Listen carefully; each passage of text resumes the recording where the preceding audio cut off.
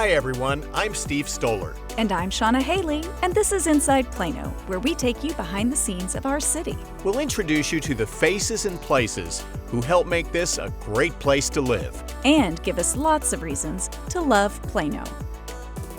Well, happy April, Steve Stoller. It's good to see you. Yes, and April showers are about to happen.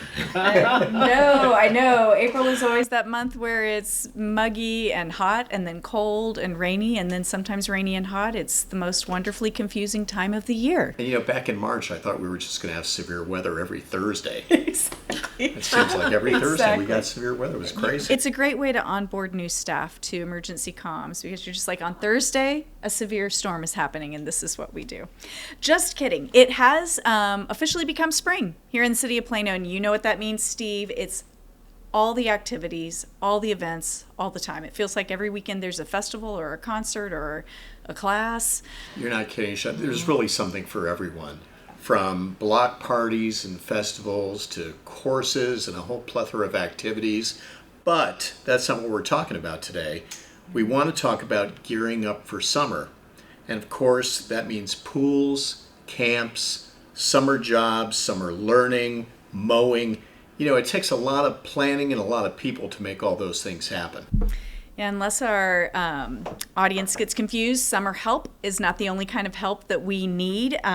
City of Plano has employment of a variety of types. We hire year-round for a wide variety of job types. And I was counting because I thought, man, I always say that there are 28 business units in the city, but we count sometimes divisions that have like Texas Pure. We count that as a business unit for our purposes in communications and marketing. But there are 24 different departments.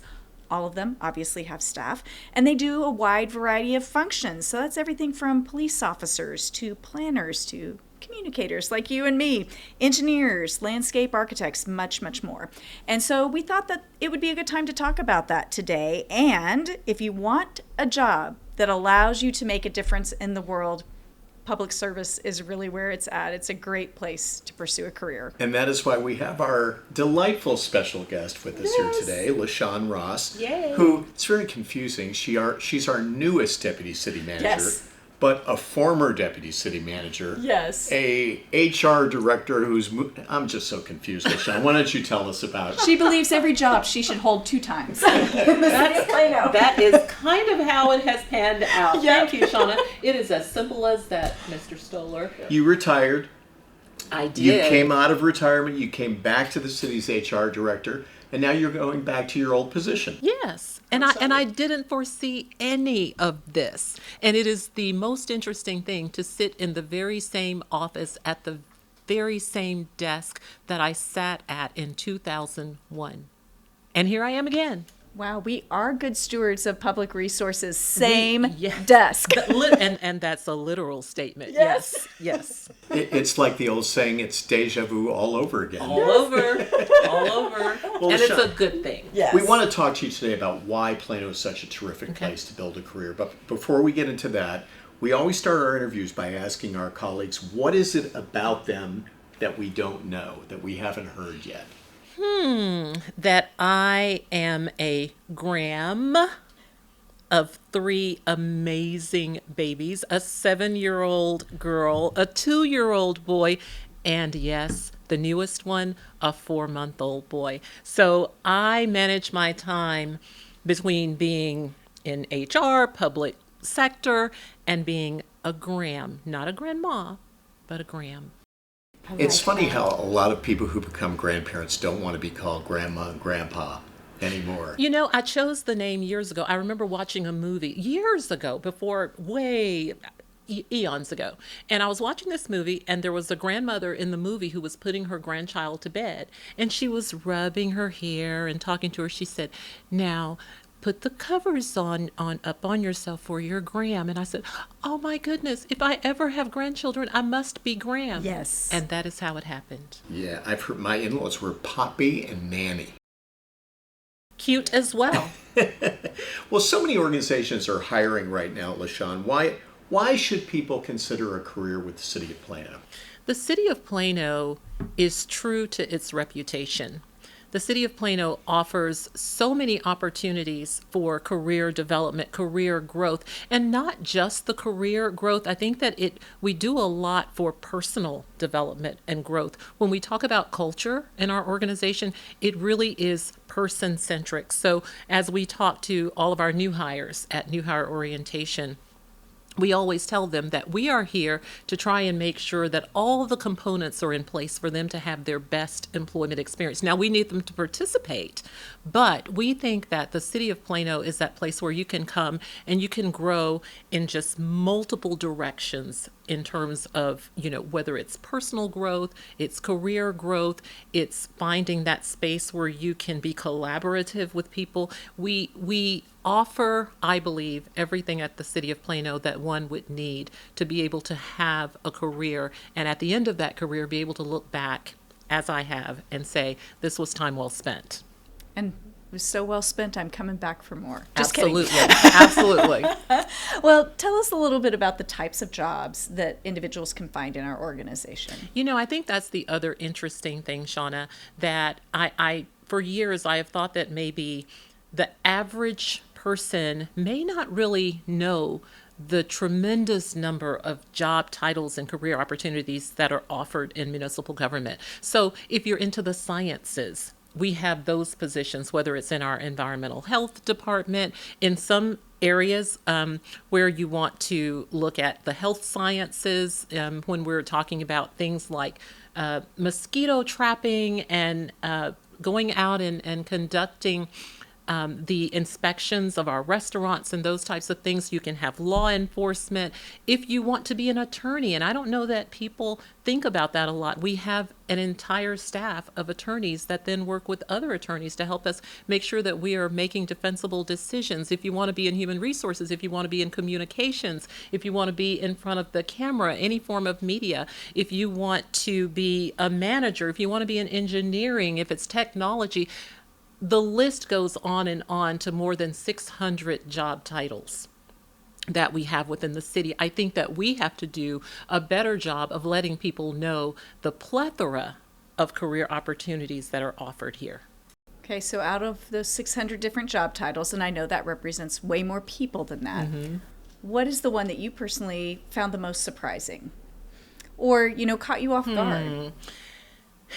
I think that I learn all the time about positions that I'm just not aware that those are occurring. And if I go back to the mosquito traps, we hear people talking about West Nile virus and those kinds of things. I don't know that we always know what it takes to be able to take care of those kinds of things. So those kinds of things are really interesting to me, those types of jobs that we have where people are very much behind the scenes in making sure that the work gets done, and it's really detailed work that needs to get done. We enjoy it as part of our safety and part of making our community better, but we don't always know those details. And I think it's, vector control, maybe we'll go ahead and call it that it's something that helps us take care of our communities in terms of a safety perspective. And I don't know that a lot of us really know what that is.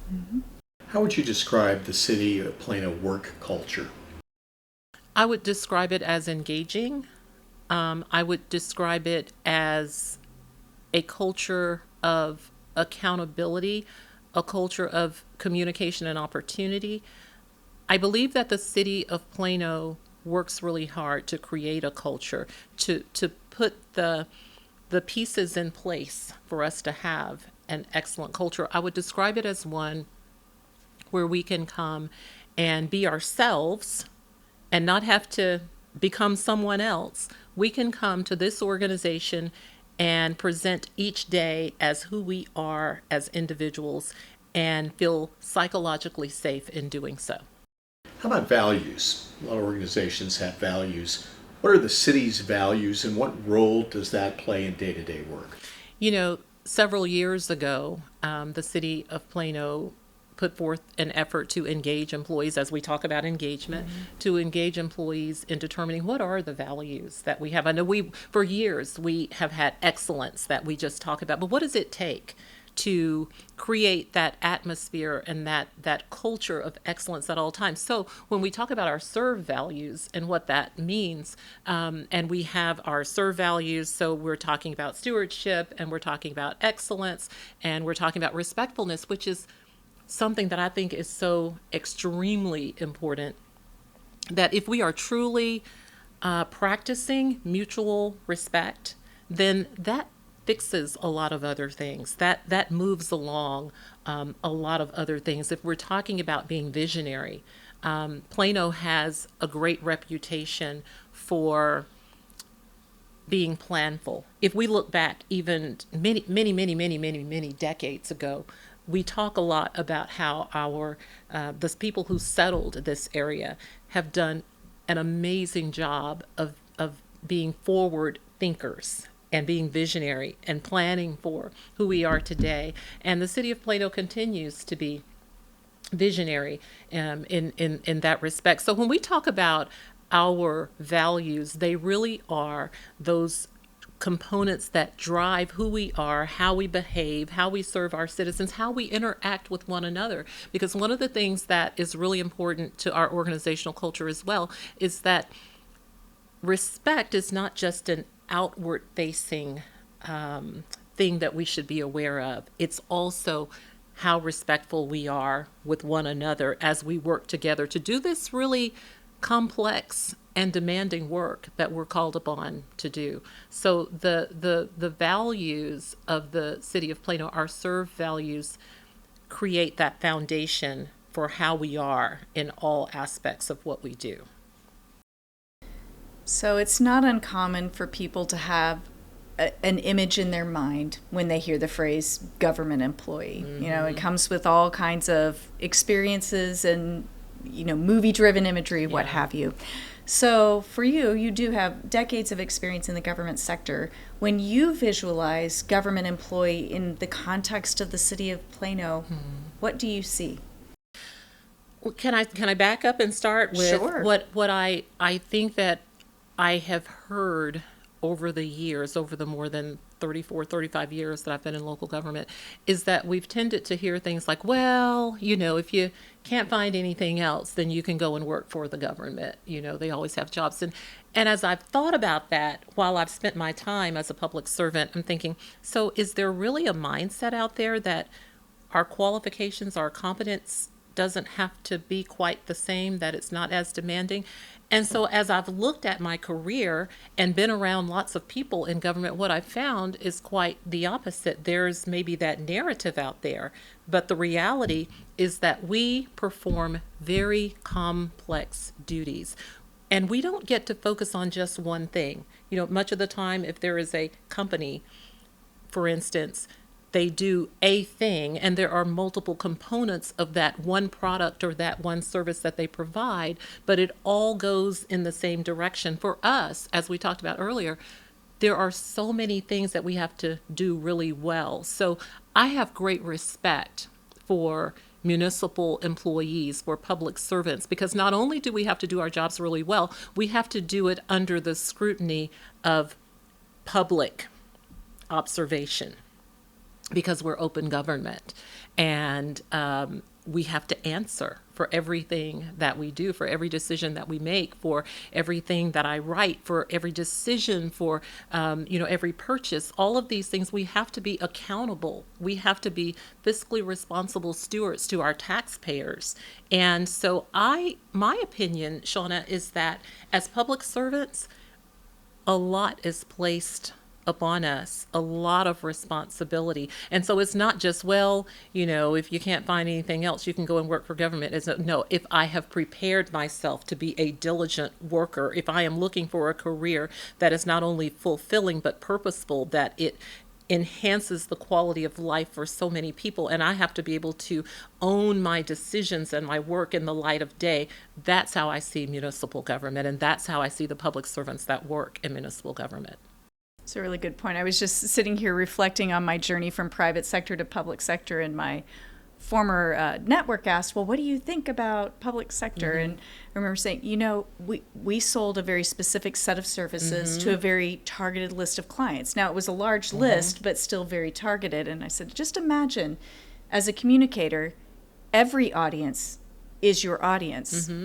Whether they're driving through the city somewhere else, whether they live here, whether they work here, whether they come to a class here, at some point in time, they're our audience, and we have to talk to them about very different things at very different times. And that's what every day is like. Yeah, and if I could add one more thing to that you prompted my thoughts as you were talking, Shauna, that and then in addition to all of those things, we still have to be accessible. So then in some other companies that are not public government, you may be able to get through the front door, but you might not be able to get to the second or third floor. You may not be able to get an audience with the director or the CEO.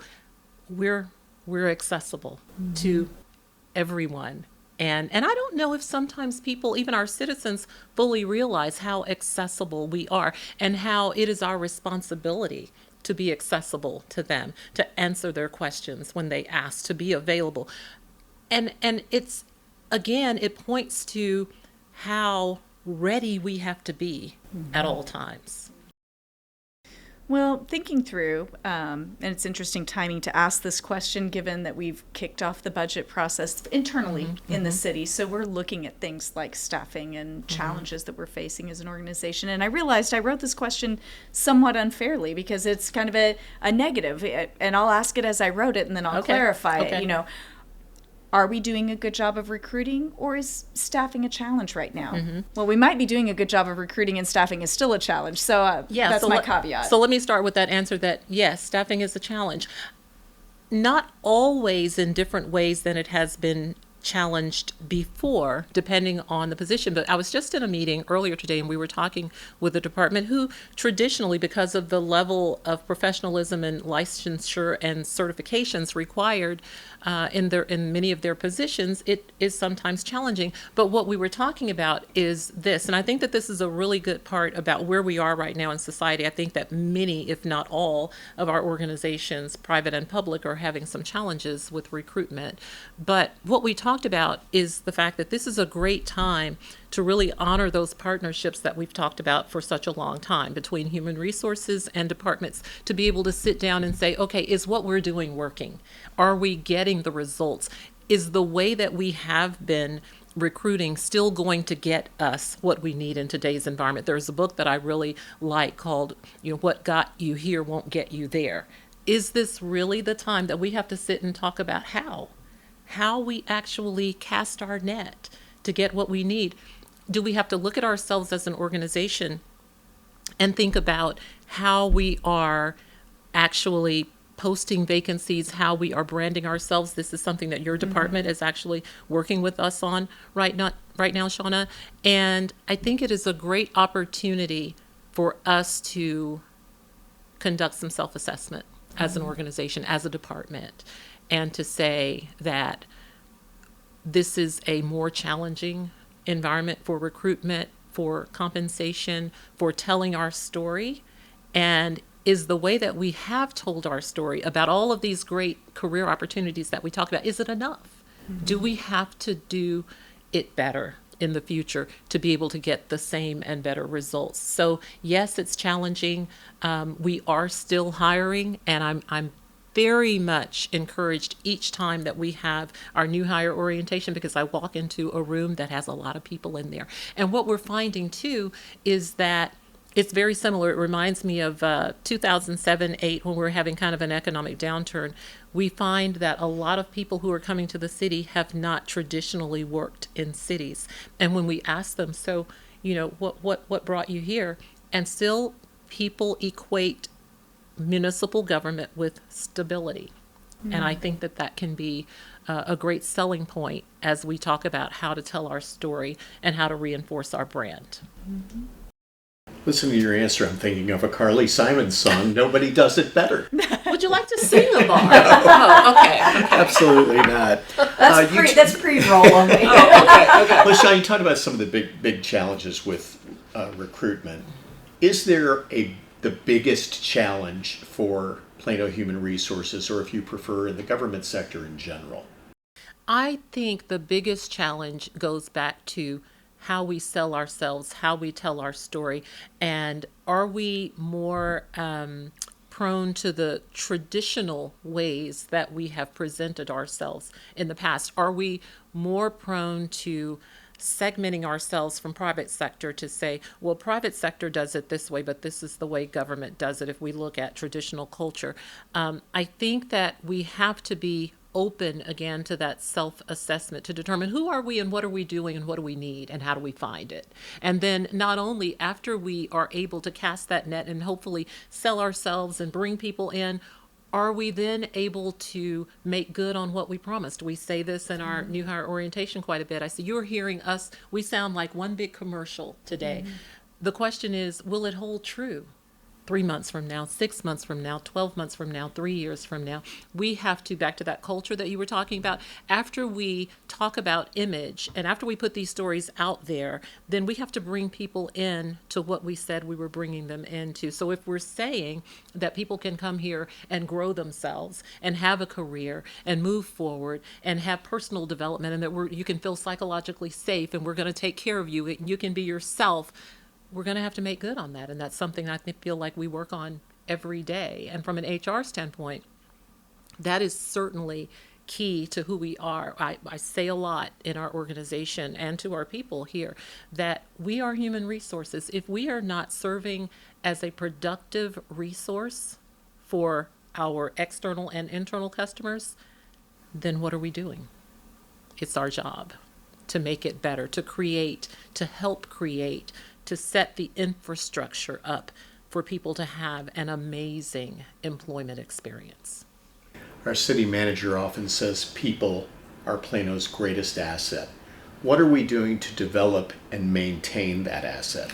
We have a great internal training program where we really try and make sure that we are meeting people where they are and helping them to move forward. So there's a lot of emphasis on training and development. And one of the things about the City of Plano as an organization that I recognized early on and that I've seen fairly consistently during my time here is that the city is not that organization that the moment things start to get difficult, particularly from a financial perspective, that the first thing that gets cut is training and development. Because no, what the city says, its philosophy is that when things get hard, that's when we really need to pull from our abilities and our competence. I think the city does many things well, but I think that taking care of its people, it holds true to doing that. And if I look at the time from 2001 that I've been here, what I have seen and what I have experienced in this organization has been that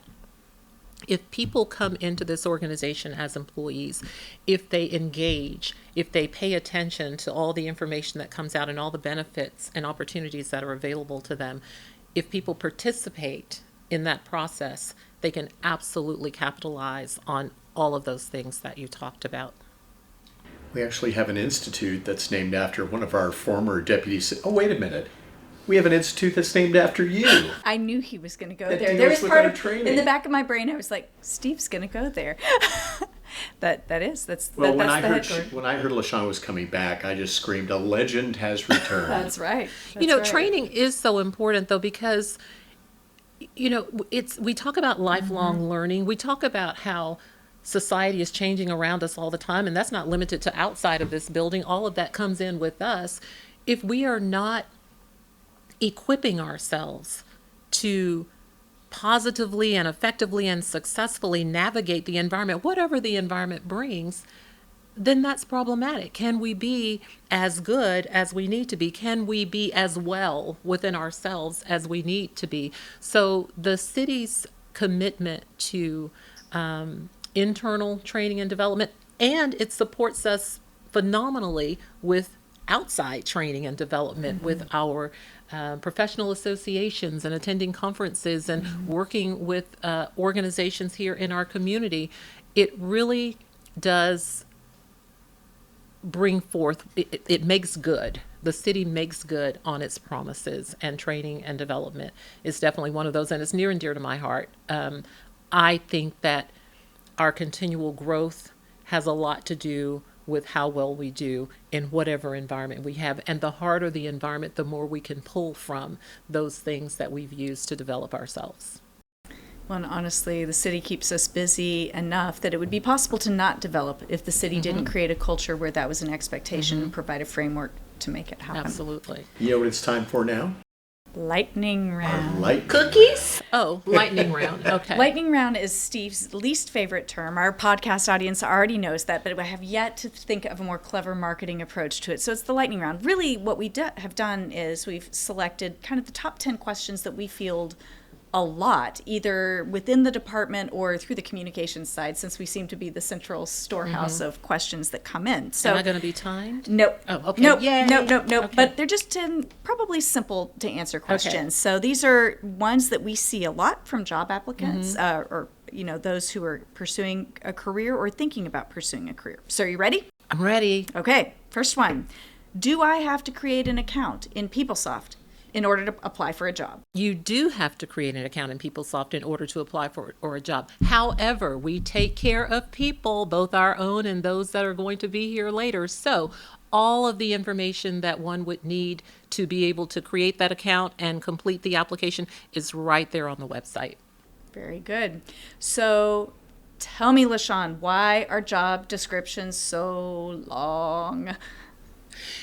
You know, there's a lot to cover about any particular job. And so we always want to make sure that we have put enough information out there that people can understand what is involved in the job, but also explain to them that, but this is not everything. It's sort of other duties as assigned might be included. We also want to be fair to the employee or the potential employee to help them really monitor when the job might change. Look, I'm doing some of this now, and this doesn't seem to be in my job description. We also have to make sure that we make defensible positions by putting information out there, and we are clear with a person from day one that this is what we're asking you to do, and that person has the opportunity then to read that job description and ask questions about any challenges that they might have in performing that job.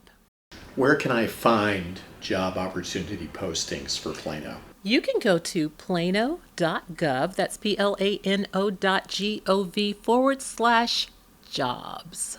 When I apply, I'm asked, how did I hear about this job? Why is that important? Why would you ask potential candidates that question? You know, we kind of want to know, where do we get the biggest bang for our buck? And so maybe it's on a website, maybe it's posted someplace.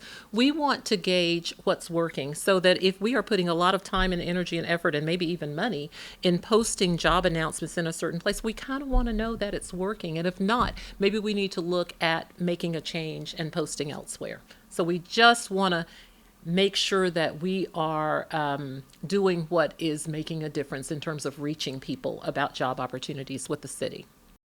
Is the pay competitive?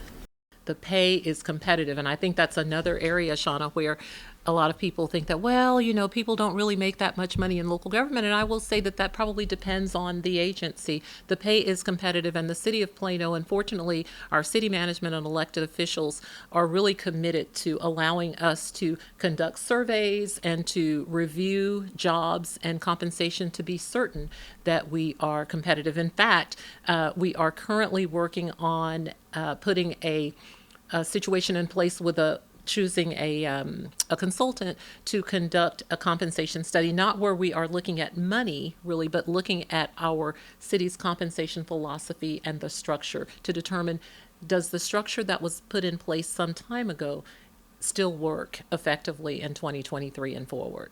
So the answer is absolutely yes. Do I earn a pension? Yes. Texas Municipal Retirement System is wonderful, and that is our retirement system. It's a statewide system, and not only is it available to full-time employees who can retire with 20 years at any age or at the age of 60 if we have 5 years, but it's also available to part-time employees who work at least 1,000 hours per year. Wow. How long is the typical hiring process? You know, it kind of depends on where we're posting, how we do with collecting applications, what is the time frame? What do people's schedules look like for conducting interviews? How long does it take for a person to give notice at their current positions if they're currently employed and get back? But I will tell you that probably somewhere between 30 and 60 days for the average is probably a good number, because we'll have some that'll fall below that depending on the positions, and some that might take a bit longer, particularly if we're doing a nationwide search. LaShon, police and fire, they're hired through a different process. Yes. Why is that? It's based on something called Chapter 143 of the Texas Local Government Code, and that's the civil service nature of our police and fire. And everything about police and fire hiring and promotions and how their vacation and sick leave is done is set forth in Chapter 143 of the Texas Local Government Code. So rather than just being able to post for a position and conduct interviews, a test is actually given, whether it's entry or promotional, and an eligibility list based upon the highest scores. That eligibility list is put in place, and then that's how the hiring takes place. The police chief and the fire chief will request names from that list. We will submit those names, and in order of that ranking on the eligibility list, that's how people will be hired. And the other thing, and this is something that I tell people a lot, is that, and it is a tremendously complex background that's associated with that hiring process as well. So, candidate says, I really, really want to work for the city of Plano. Does it hurt my chances to apply for several positions? It does not hurt anyone's chances to apply for several positions. I don't know that it necessarily helps, other than you're taking more opportunities. I think this is what I would say, Shauna, that is most important to people who are applying for positions. Know that it is a competitive market. And so pay attention to the job announcement, pay attention to what's being asked, really look back into the history, and put the words out there that best sell so that you get noticed. But putting in an application for several positions does not hurt at all, but you got to sell yourself to be able to be noticed in any one of those. All right, last question.